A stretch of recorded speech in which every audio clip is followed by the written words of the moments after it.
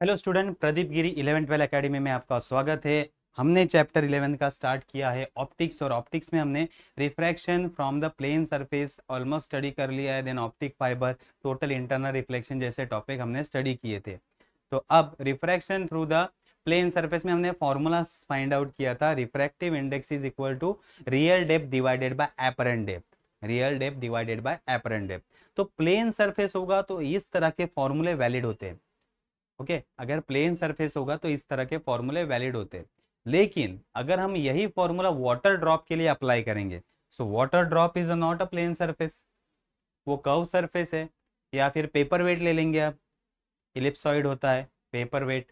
तो इस तरह के अगर शेप होंगे, मीन्स कर्व शेप वाले अगर सब्सटेंस या ट्रांसपेरेंट मीडियम होंगे, तो उसके ऊपर अगर रिफ्रैक्शन हो रहा है तो क्या फॉर्मूले होंगे।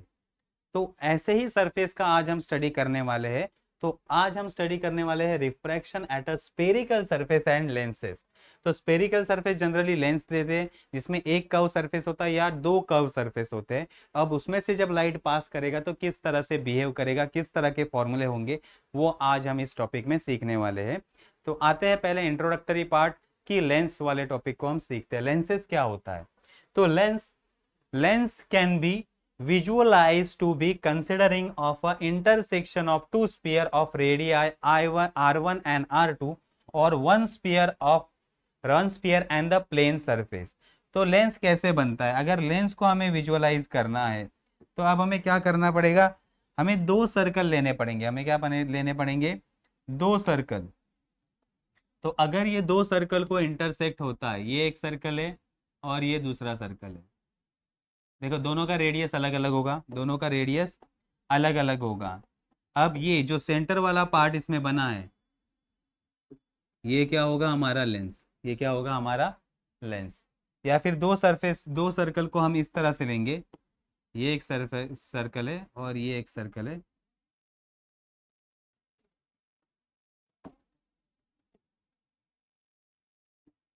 अब इसके बीच वाला पार्ट ये,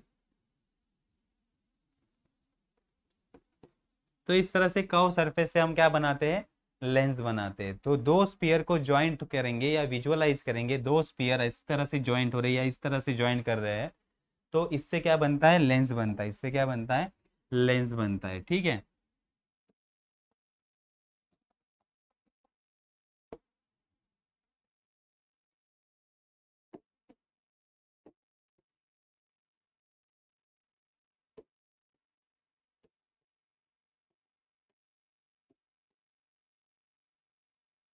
आते हैं नेक्स्ट टॉपिक पे। So lens can be visualize to be the considering a intersection of two sphere, intersection of two sphere of radii R1 and R2 और the one sphere and the plane surface. दूसरा हम case ले सकते हैं, एक spear और एक plane surface, एक स्पीयर और प्लेन सरफेस। तो ये भी इस तरह का लेंस बनता है, या स्पीयर एंड प्लेन सरफेस। तो इस तरह के लेंस हम बना सकते हैं। इस तरह से लेंस को हम क्या कर सकते हैं, विजुअलाइज कर सकते हैं। ओके देन लेंस मेनली दो टाइप के होते हैं। लेंस ओनली मेनली दो टाइप के होते हैं। कौन से two main types of lens. First convex lens and another is a concave lens. एक क्या होता है, कॉन्वेक्स लेंस, और दूसरा होता है कॉनकेव लेंस। कॉनकेव लेंस या फिर कॉन्वेक्स लेंस का डेफिनेशन क्या है, पहचानेंगे कैसे कौन सा लेंस कॉन्वेक्स है और कौन सा लेंस कॉनकेव है। तो देखते हैं कॉन्वेक्स लेंस किसे कहा जाता है, it is thicker in the middle, जो मिडल में थिक होता है, and narrowing towards the periphery. Okay और पेरीफेरी पे क्या होता है, नैरो होता है। तो इस लेंस को हम क्या कहते हैं, कॉन्वेक्स लेंस। तो देखो अगर कॉन्वेक्स लेंस को हम ड्रॉ करें तो मिडल में ये थिक रहेगा और पेरीफेरी पे ये थिन रहेगा। ऐसे लेंस को हम क्या कहते हैं, convex lens. Then concave lens, concave lens हम किसे कहेंगे, it is thicker at the periphery and narrows down towards the centre. तो ये अब लेंस क्या होगा, पेरीफेरी पे थिक होगा और सेंटर में नैरो होगा, सेंटर में नैरो होगा। तो ऐसे लेंस को हम क्या कहेंगे, कॉनकेव लेंस। तो ये दो टाइप समझ में आ गए। वैसे तो ये दो टाइप के अलावा बहुत सारे टाइप है, लेकिन हमें डेफिनेशन अच्छे से याद रखना है। अगर पेरी फेरी पे थिन होगा और मिडल में थिक होगा तो कॉन्वेक्स, अगर पेरी फेरी पे थिक होगा और मिडल में थिन होगा तो कॉनकेव। तो आते हैं अब हम कुछ टाइप देखते हैं इसके, किस तरह से लेंस होते हैं।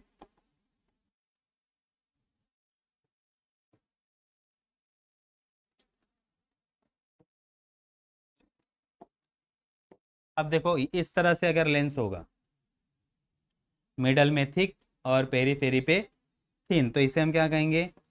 Convex lens. इसे हम क्या कहेंगे? Convex lens. अगर इस तरह से लेंस होगा, पेरी फेरी पे थिक और मिडल में थिन, तो इसे हम कहेंगे कॉनकेव लेंस। इसे हम क्या कहेंगे? Concave lens. देन और टाइप होते हैं।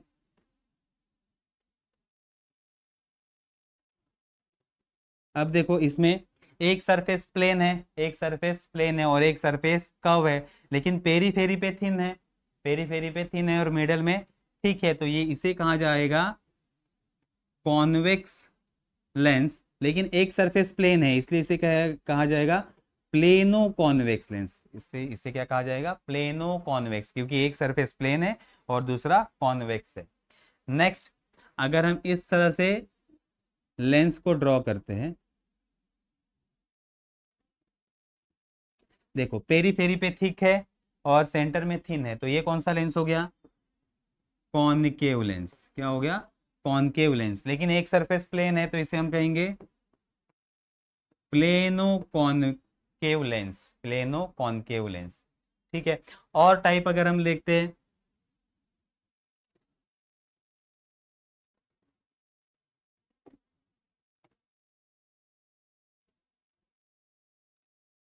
अब इस तरह से ये लेंस है, ये हमारा लेंस है,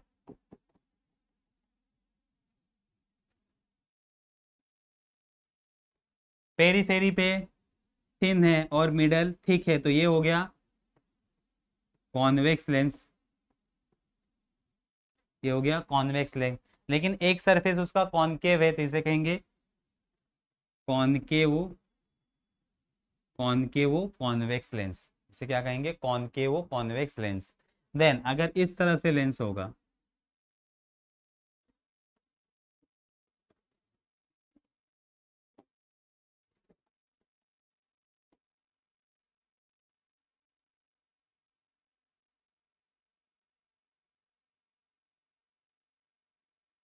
ठीक है, देखो पेरी फेरी पे थिक, मिडल थोड़ा थिन, तो इसे हम कहेंगे पहले तो कॉनकेव लेंस, कॉनकेव लेंस। लेकिन एक सरफेस कॉन्वेक्स है, तो इसे कहेंगे कॉन्वेक्सो कॉनकेव लेंस। तो इस तरह से अलग अलग इसके टाइप है, convex lens, concave lens, plano convex, plano concave, concave convex, कॉन्वेक्सो concave. इस तरह से इसके बहुत सारे टाइप होते हैं। ठीक है। तो सरफेस के ऊपर डेफिनेशन याद रखना है, थिन होगा तो कॉन्वेक्स, ठीक होगा तो कॉनकेव लेंस, इतना याद रखना है। देन दूसरे सरफेस को जज करना है। तो ये हो गया लेंस के बारे में। चलो अब आते हैं कॉन्वेक्स लेंस और कॉनकेव लेंस, इसके बारे में और थोड़े से पॉइंट्स हम ले लेते हैं। सो नेक्स्ट, कॉन्वेक्स लेंस है वो positive focal length. Convex lens की फोकल लेंथ पॉजिटिव होती है, क्योंकि अगर हम कॉन्वेक्स लेंस को देखते हैं, देखो कॉन्वेक्स लेंस रे लेफ्ट हैंड साइड से आएगी और ये फोकस पे मीट होगी, तो राइट हैंड साइड वाला फोकस क्या होता है? पॉजिटिव। और अगर हम कॉनकेव साइड देखेंगे, कॉनकेव लेंस के लिए देखेंगे, ये हमारा कॉनकेव लेंस है, डाइवर्जिंग लेंथ है, रे आएगी, डाइवर्ज होगी, तो इसका फोकल पॉइंट कहाँ होगा? पीछे होगा, तो फोकल पॉइंट इसके लिए निगेटिव होगा, फोकल पॉइंट क्या होगा? निगेटिव होगा। तो ये हमें याद रखना है। For convex lens focal length is positive and for concave lens focal length is negative. Next, thickness of the lens is negligible compare with the all the other distances. अगर लेंस का thickness बहुत ही कम है, अगर सारे distance को हम उसके साथ कंपेयर करें, जैसे radius, object distance, image distance, focal length, इन सब से अगर लेंस का थिकनेस कम है तो उसे कहा जाता है थिन लेंस। उसे क्या कहा जाता है? थिन लेंस, जिसका थिकनेस बहुत ही कम होता है अदर डिस्टेंस से। तो थिन लेंस के लिए हमारे पास फॉर्मूला है that is 1/f is equal to 1/v minus 1/u। तो ये फोकल लेंथ का फॉर्मूला है थिन लेंस के लिए, 1/f is equal to 1/v minus 1/u। अगर ऐसे थिन लेंस बहुत सारे हम कांटेक्ट में रखते हैं, अगर ऐसे ही थिन लेंस बहुत सारे हम कांटेक्ट में रखते हैं, ऐसे नंबर ऑफ लेंस हमने कांटेक्ट में रखा है, तो अब इसका focal length, total focal length क्या होगा? तो सबका फोकल लेंथ हम ऐड अप करेंगे तो हमें क्या मिलेगा? Total focal length. किस तरह से ऐड करना है? That is 1/f is equal to summation of all the focal length, summation of all focal length, that is 1/f1 plus 1/f2 plus 1/f3 and continue। Then अगर हम power की बात करें, अगर हम पावर की बात करें तो पावर क्या होता है? 1/f। तो पावर भी क्या होगा? Therefore power is equal to, power of length is equal to p1 plus p2 plus up to pn। Simply add up करना है, सिंपली क्या करना है? एडअप करना है। तो ये हो गया हमारा जस्ट इंट्रोडक्शन लेंस के बारे में, ठीक है, लेंस क्या होता है एंड उसके कुछ टर्म क्या होते हैं। अब आते हैं हमारे नेक्स्ट पॉइंट पे, that is refraction at a single spherical surface. Single spherical surface से रिफ्रैक्शन किस तरह से होगा? तो देखो हमें एक सिंगल स्फेरिकल सरफेस दिया है, consider a surface,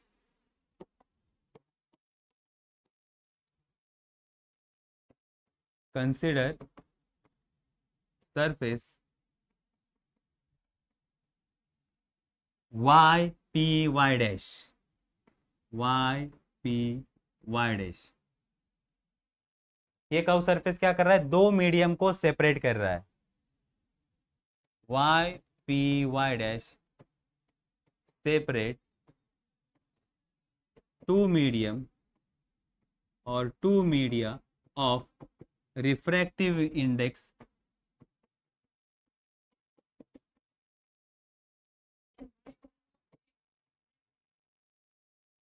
refractive index n1 and refractive index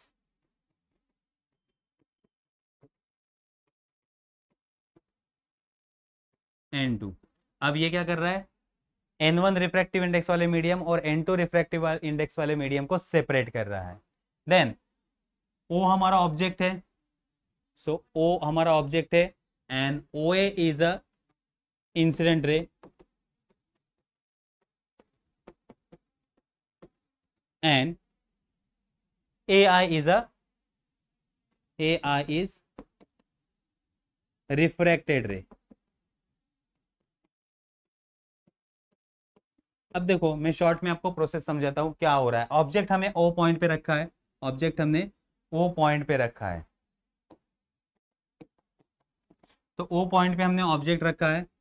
O point से रे आएगी, यहां इंसिडेंट होगी, और O पॉइंट से दूसरी रे होगी, वो P पे इंसिडेंट होगी। अब ये दो अब ये P वाली जो पोल से पास होने वाली रे है वो अनडेविएटली आगे बढ़ेगी, और O से A की तरफ इंसिडेंट होने वाली रे है वो A पॉइंट पे इंसिडेंट होगी सरफेस पे एंड देन रिफ्रैक्ट होगी, और क्या होगी? डिफ्रैक्ट होगी, और ये पाथ फॉलो करेगी AI, और यहाँ I पे आगे ये मीट हो जाएगी, I के आके मीट हो जाएगी, और यहाँ हमारा क्या बनेगा? इमेज बनेगा, यहाँ हमारा इमेज बनेगा, ठीक है। तो यहाँ से ऑब्जेक्ट से रे निकली और इमेज I पे बन रहा है। अब देखो हमने यहाँ नॉर्मल ड्रॉ किया है, ये हमारा नॉर्मल है, तो ये है इंसिडेंट एंगल और ये है एंगल ऑफ रिफ्रैक्शन, ये है एंगल ऑफ रिफ्रैक्शन। देन ये जहाँ से नॉर्मल निकल रहा है वो पॉइंट है सेंटर ऑफ कर्वेचर, वो क्या है? Centre of curvature. Then object से पोल तक का distance, object distance, object image से पोल तक का डिस्टेंस, इमेज डिस्टेंस। कर्व का रेडियस पॉजिटिव होगा, कर्व का रेडियस पॉजिटिव होगा, ठीक है, ये समझ में आ गया। तो अब हम रिफ्रैक्शन के लिए फॉर्मूला यूज करेंगे। अगर रिफ्रैक्शन हो रहा है तो रिफ्रैक्शन के लिए कौन सा फॉर्मूला यूज होता है? Snell's law. So for reflection, अब मैं यहाँ शॉर्ट में आपको दे रहा हूं, for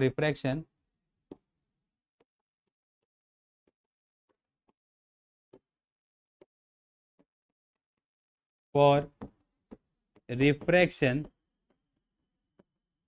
using Snell's law. Snell's law में क्या कहता है? Refractive index n1 into sine i, refractive index n1 और उसमें एंगल कौन सा है? I, is equal to N2 sine r, N2 sine r, ठीक है। Then if I and R very small, then sin I is equal to I and sin R is equal to R, nearly equal to R हो जाएगा, ठीक है। तो अब formula क्या होगा, therefore N1I is equal to N2R, equation 1, equation 1। अब हमें I और R का वैल्यू फाइंड आउट करना है। किसका वैल्यू फाइंड करना है, I और R का वैल्यू हमें फाइंड आउट करना है। तो अब वो वैल्यू हम फाइंड आउट करते हैं यहाँ डायग्राम से।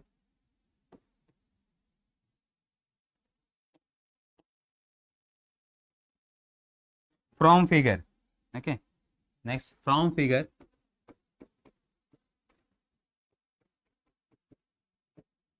Consider a triangle, consider a triangle. देखो अब हम ट्रायंगल ले रहे हैं,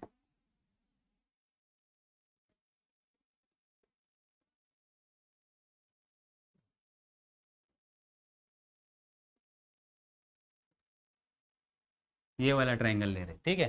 कंसिडर अ ट्रायंगल,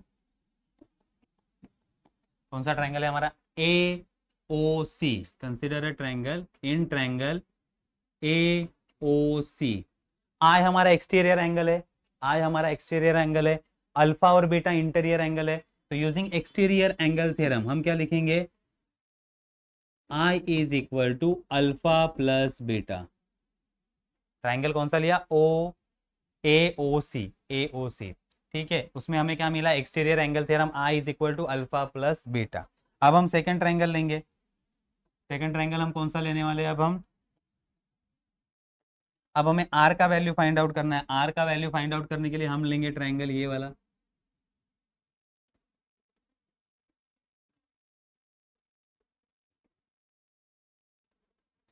तो ए सी आई ये हम ट्रायंगल लेंगे। सो इन ट्रायंगल ए सी आई, इन ट्रायंगल ए सी आई, ए सी आई में बीटा हमारा एक्सटीरियर एंगल है, so beta is equal to R, और यहां देखो गैमा प्लस गैमा हमारा इंटीरियर एंगल है, दोनों को ऐड कर दिया हमने, अल्फा बीटा गैमा दिखा है इसमें, अल्फा बीटा गैमा। तो अब यहां से आर का वैल्यू क्या होगा, therefore R is equal to beta minus gamma. तो ये दो वैल्यू हमारे पास आ गए, आई का वैल्यू और आर का value. Put this value in equation 1, okay, put value of I and R in equation 1। तो इसमें हम पुट कर देंगे अब वैल्यू। तो अब हमारा फॉर्मूला क्या आएगा,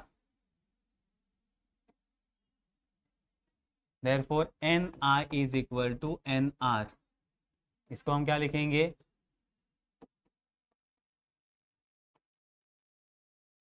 n1 n2। n1 i का वैल्यू क्या है हमारा, i is equal to alpha plus beta, i is equal to alpha plus beta, and n2 is equal to r is equal to क्या फाइंड किया था, r is equal to beta minus gamma, beta minus gamma, ठीक है।